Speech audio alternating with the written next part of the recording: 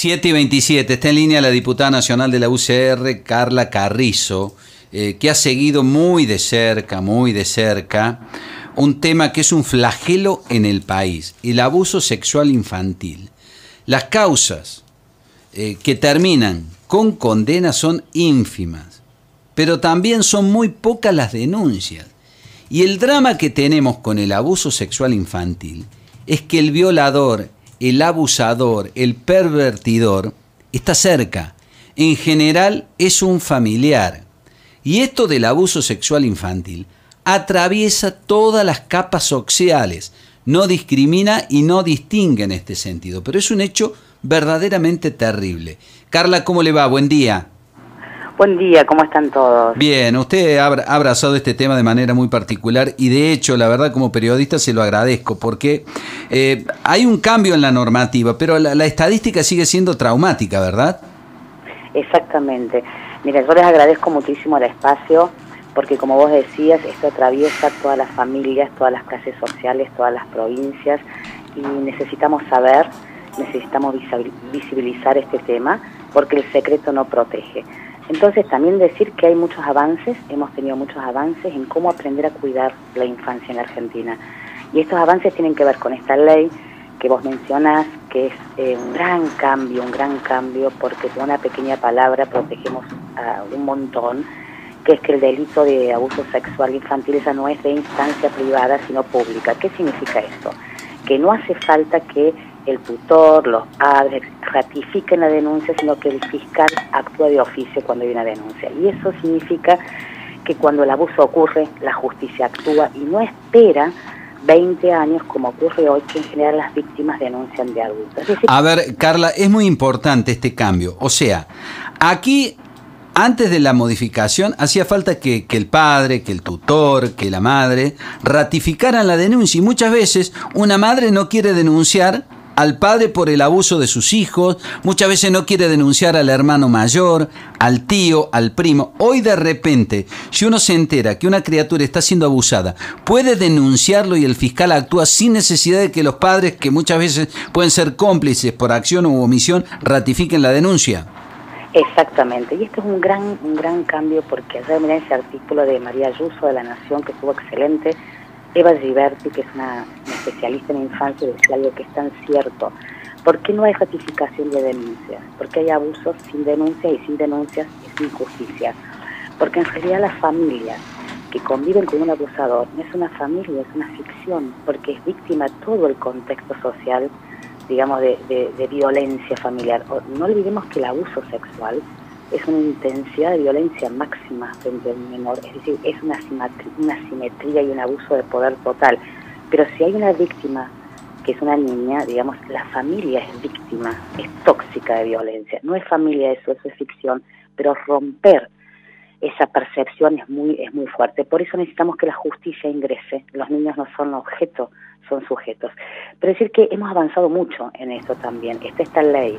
Hay otra cosa que hemos avanzado mucho, que es el tema de todo lo que son los delitos conexos con, digamos, de agresión a la integridad sexual de los niños. Uno es el tema de que ahora es delito penal la tenencia de pornografía infantil, que a veces creemos que eso es menor. No, es terrible, porque eso también tiene que ver con trata, etcétera. También hemos avanzado con el tema del grooming. Lo hemos hecho, que es el acoso sexual virtual, ¿no?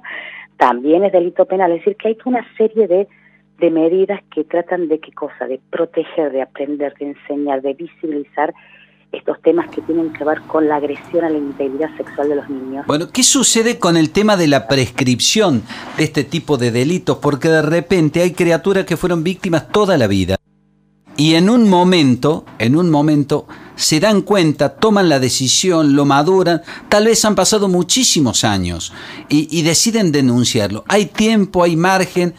¿Rige la prescripción en estos casos, no rige?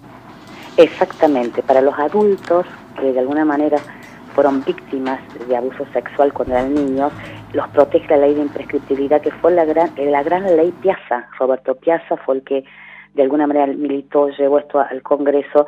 ¿Y qué dice esa ley?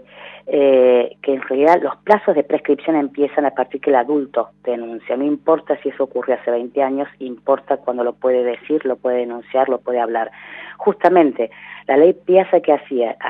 Le daba una estrategia, le daba una protección a esos niños que denunciaban de adultos. Lo bueno de esta ley es que no hay que esperar 20 años, pero nos falta mucho todavía, y entonces convoco a la sociedad, a los padres, a los maestros, a que nos ayuden, porque hay una agenda muy concreta que tenemos que avanzar. Lo primero, y ya tenemos un proyecto para esto, aumentar las penas, porque hoy el abuso sexual infantil tiene la misma pena que cuando tenemos un cheque sin fondo, son de 6 meses a 4 años.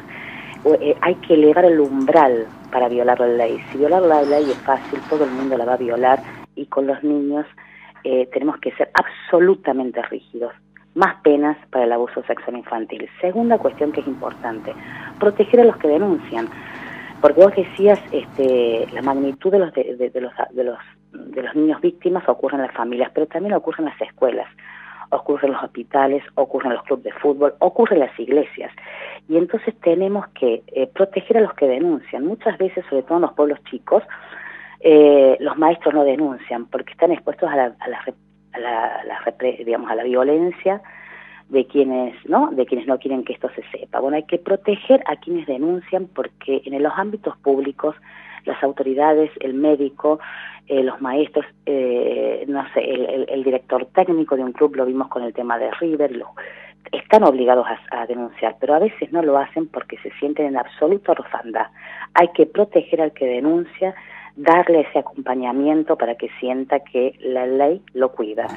Otro punto muy importante, que fue un debate el domingo en un programa muy exitoso, el tema de educación sexual infantil, a medida que empezamos a hablar de esto en los colegios, los niños se sienten protegidos. El silencio no cuida. No ayuda. Muy bien, diputada, a disposición de ustedes, me parece sumamente valioso. ¿Hay alguna línea, hay un 0800 para denunciar esto? Eso es muy importante. Decir que cada provincia tiene líneas distintas, pero hay una línea nacional, que es el 0800-222-1717 del Ministerio de Justicia de la Nación. Cualquier duda, inquietud, percepción de que los niños tienen alguna sintomatología que no está funcionando y quieren decir algo, porque los niños no mienten cuando sufren, no esperar. La espera no protege.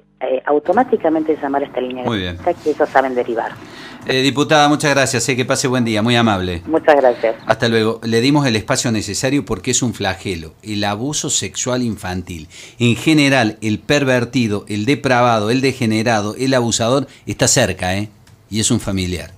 Tengamos cuidado. 7:36, Mitre informa primero.